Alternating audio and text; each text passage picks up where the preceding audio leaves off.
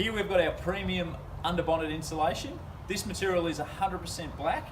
It's a peel and stick solution and it's around 5.5 millimeters thick. What we've got here is a fairly late model car which is fitted with a pressed composite style board. So most vehicles come fitted with this, and what tends to happen over the duration of the vehicle's life is that these deteriorate and wear down and start to crumble, similar to this one we've got here where you can see it's starting to let go. And unfortunately there's not much you can do. You can't reface these. Usually if you go to the manufacturer to purchase a new one, you're looking around the $500 mark.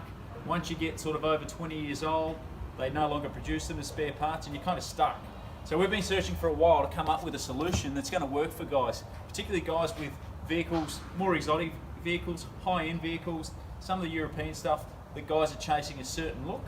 The unique thing with this material is it's super durable. We can put a pressure washer on this at point blank and it won't pull it apart.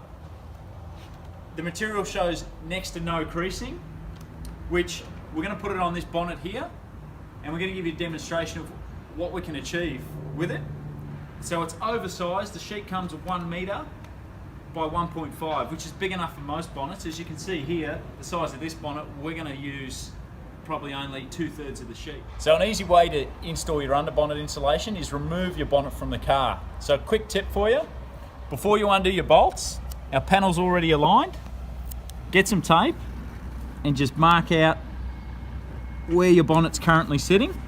So we're going to pick this top edge and then we'll just choose an edge down here. Now when we go to bolt the bonnet back on, all we need to do is aim for that and the gapping will be spot on. So we're taking our bonnet off the car.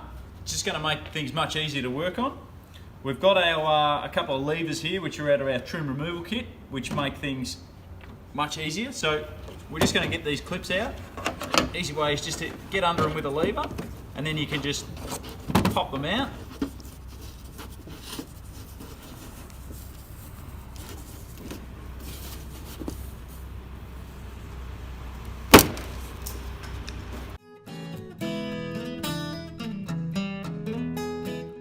So we've got our clips removed. Now we'll have a look what's underneath this.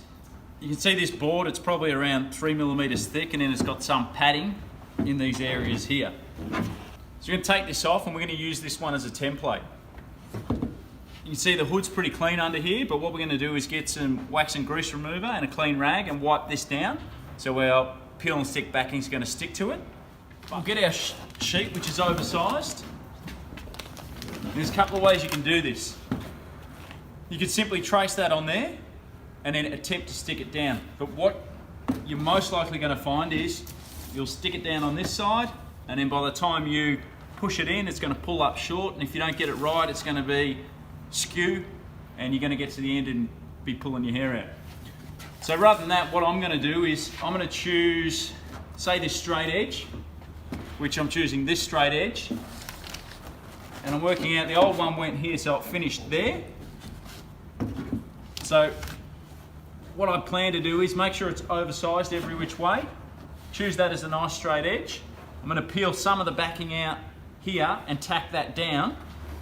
That's going to allow me then to fold up these edges, relieve some more, get it close to here, and then use this as a template. Trace a line on here, and I'm going to use chalk because it'll come off. And then we can cut a nice shape with scissors and then just roll it down, and we can just do it in portions.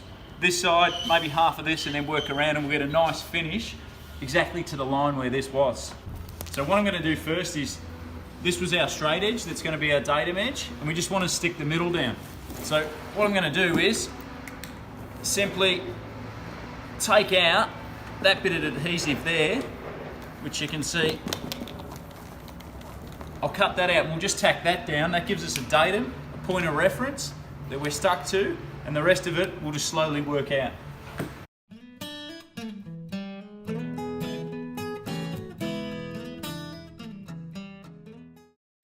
So what's going to come in handy is an application roller here. You see I've contacted this area down, but to push it down you can either rub with your hand or you find you can use this wheel or the timber handle, that you can just push it down. These concave shape here really come in handy, that we can just work this down. Now I've only relieved this much adhesive at the moment, So we can just push it down and form it in.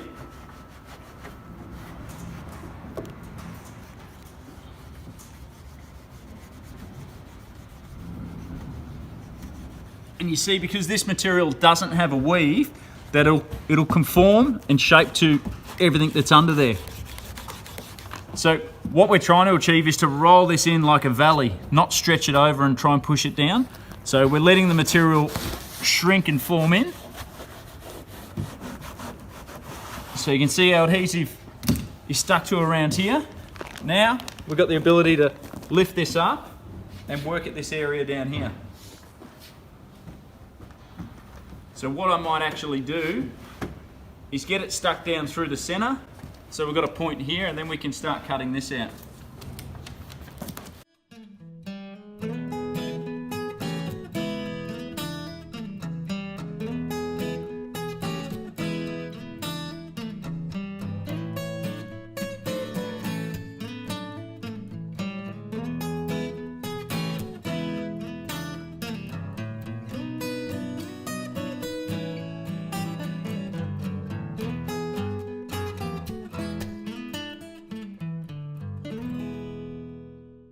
See down in here, we've stuck down and we actually want to push the material down.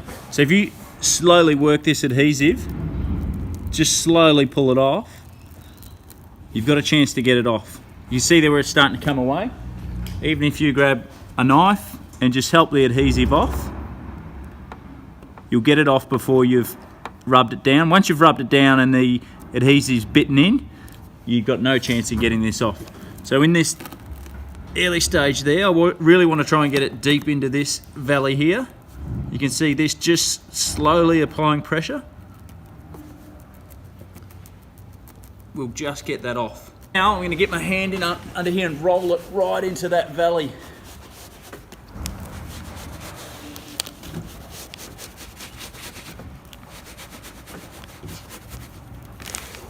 So you can see there, just slowly keep working it.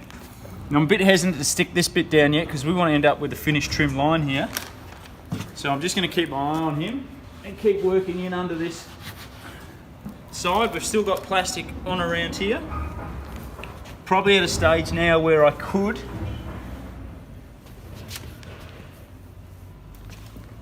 what I'm going to do here is stick a bit of plastic back on. Something to keep in mind with this plastic is one side has a release on it, one side doesn't. Your challenge is to find which side it is. Easy way to do it, rather than just stick it on, is just stick a corner on. Have a look. That side, see that's got a release on it. If I stick this other side on, it doesn't want to come off. So now I know that's the sticky side, the release agent side. I can stick that on there, can flip this over, keep working, and that'll easily peel off later.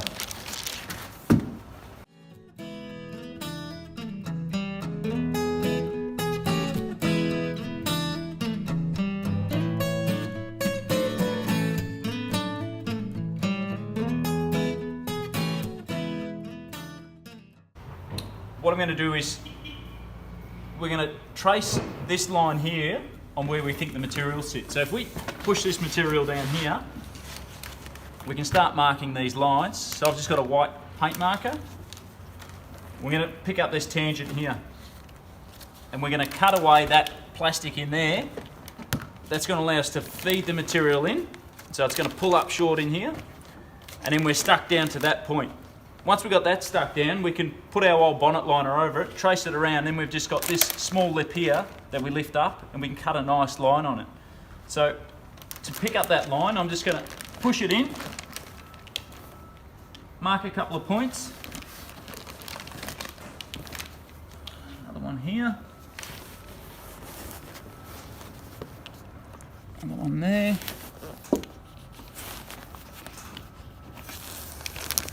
Chase this around this corner.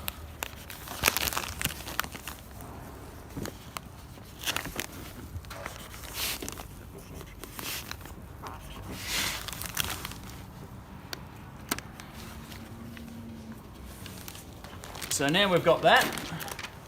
We can join those dots. And then we can cut out all this plastic in here. Stick that down, then we've got our edge that we can cut and get a nice edge and then just stick down.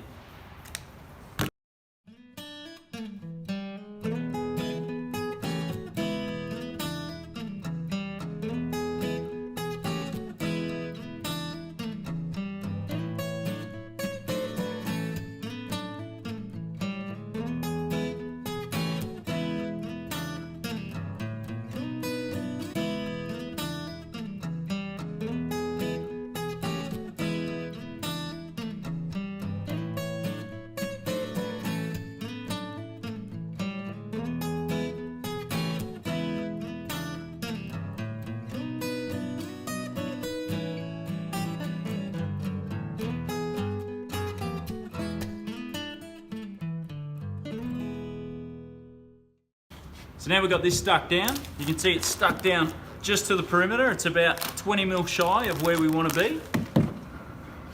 So what we'll do is put the old template over the top of it.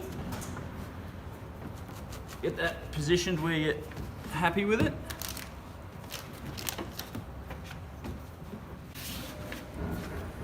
Then just get a piece of chalk.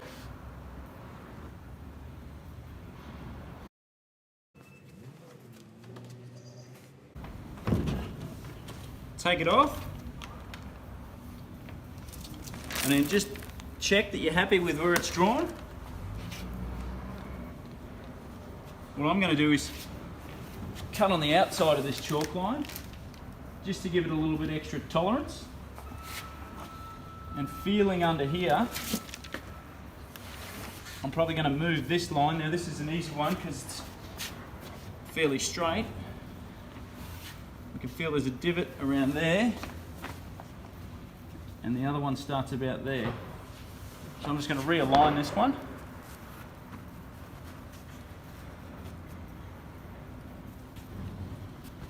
Push it down a little bit.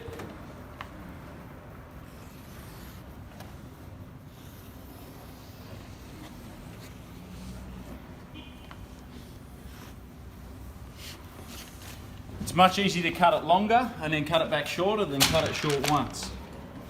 So just get some sharp scissors.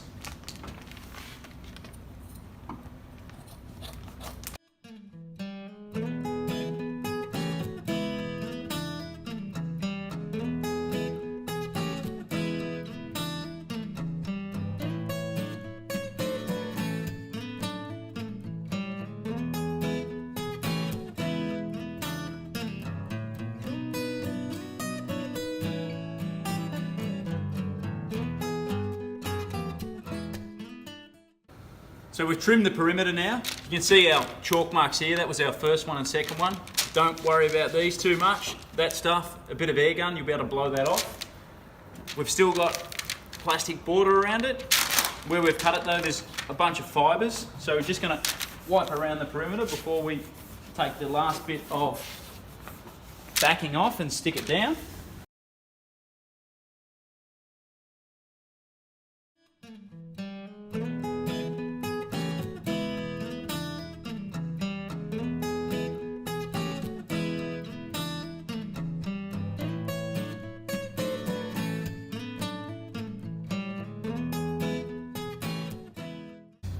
So to make sure it's stuck down, you want to use a roller and apply pressure. What your goal is here is to compress the fibres enough to get the adhesive to contact. So if you go over all the flat areas and then all the negative spaces with the domed end here, push it all in till it's contacted. What you might find is because you've rubbed and rubbed and rubbed and rubbed this, you might find that these fibres start to ball up. A good little trick here though to finish it off is just get a heat gun and on low heat, just come in and singe the top of those fibres. So you can do that around the edges where you see it looks a little bit furry. Just come in and just melt them over.